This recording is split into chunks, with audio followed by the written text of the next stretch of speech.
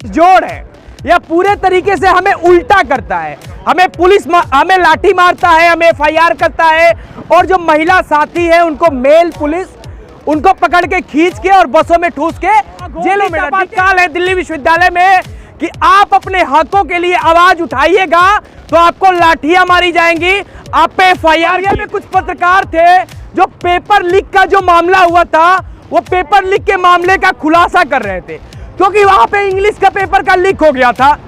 तो जब डीएम साहब से उन लोगों की बात हो रही थी तो बलिया का बेशर्म डीएम बीजेपी सरकार के एक विधायक है, उन विधायक के कुकर्मों के खिलाफ, उनकी गलत नीतियों के खिलाफ मीडिया में ला रहे थे।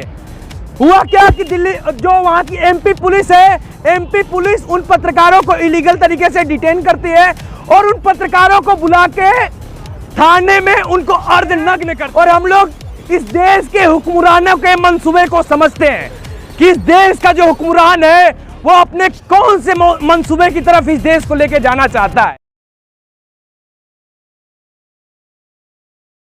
इस प्रोटेस्ट में आए हैं आप तमाम सारे लोगों को मैं क्रांतिकारी इस्तकबाल करता हूं। दोस्तों, बहुत सारी बातें अभी हो चुकी है, अभी डीसीपी साहब आए भी थे और उनसे लगातार बातें भी हम लोग वहां पे कर रहे थे, तो वो हमारे एक सवालों का भी जवाब नहीं दे पा रहे थे।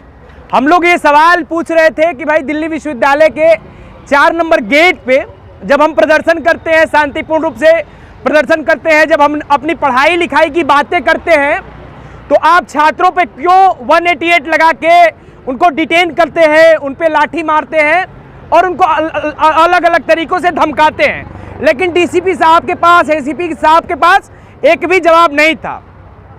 दोस्तों, मैं बता देना चाहता हूं कि जब भी हम लोग विश्वविद्यालय में प्रदर्शन करने के लिए आते हैं, जब भी हम लोग पढ़ाई लिखाई की बातें करते हैं, जब भी हम लोग लाइब्रेरी की बातें करते हैं, जब भी हम लोग ऑफलाइन क्लासेज की बातें करते हैं, तो दिल्ली विश्वविद्यालय की जो चीफ प्रॉक्टर है और दिल्ली पुलिस का जो एक गठजोड़ है, यह पूरे तरीके से हमें उल्टा करता है। हमें पुलिस हमें लाठी मारता है, हमें एफआईआर करता है, और जो महिला साथी है उनको मेल पुलिस उनको पकड़ के खींच के और बसों में ठूस के जेलों में डिटेन करता है।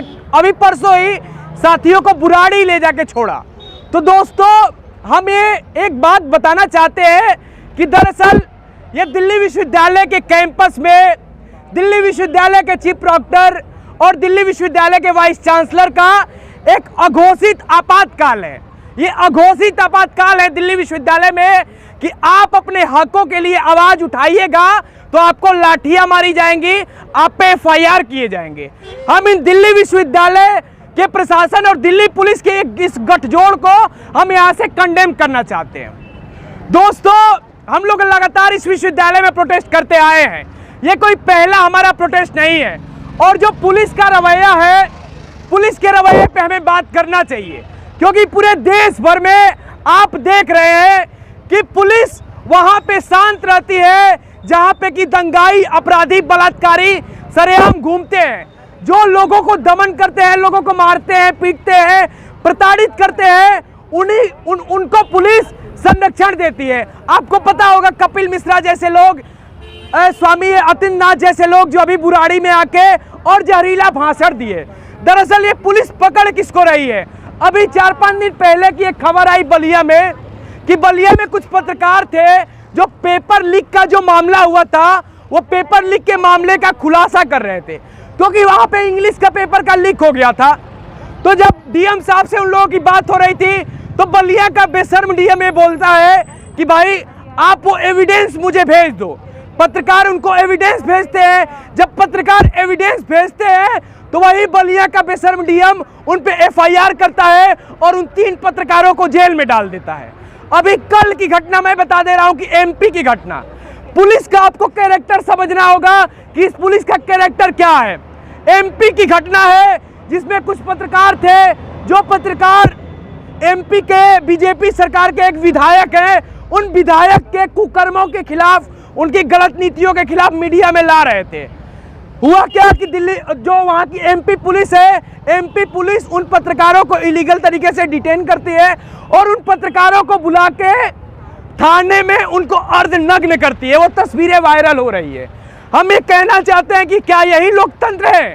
क्या ये लोकतंत्र का चौथा स्तंभ है जिस इस लोकतंत्र के चौथे स्तंभ का जो पत्रकार है, उस पत्रकार को आप थाने में ले जाकर नंगा कर रहे हैं। दरअसल मैं ये कहना चाहता हूं कि यह इस तथाकथित लोकतंत्र की नंगाई है।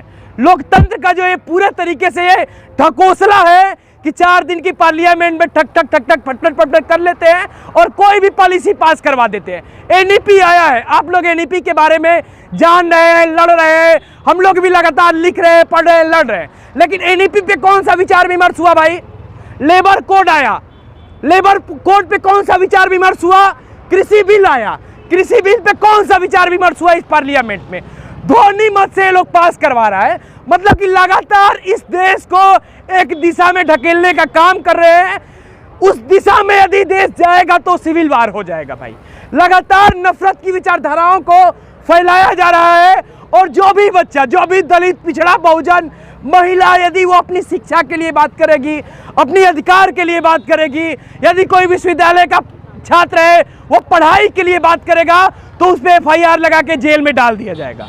तो दोस्तों, हम इन तमाम सारी चीजों को कंडेम हम लोग यहाँ से करते हैं और हम लोग इस देश के हुक्मरानों के मंसूबे को समझते हैं कि इस देश का जो हुक्मरान है वो अपने कौन से मंसूबे की तरफ इस देश को लेके जाना चाहता है।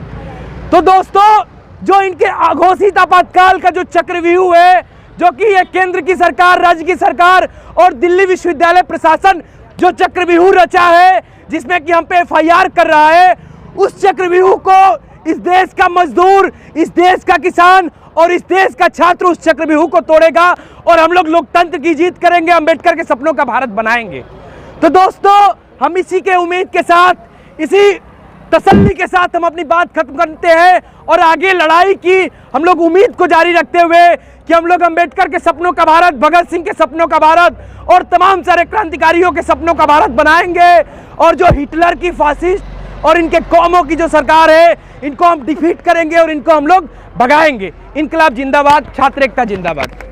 इनकलाब जिंदाबाद, जिंदाबाद, जिंदाबाद।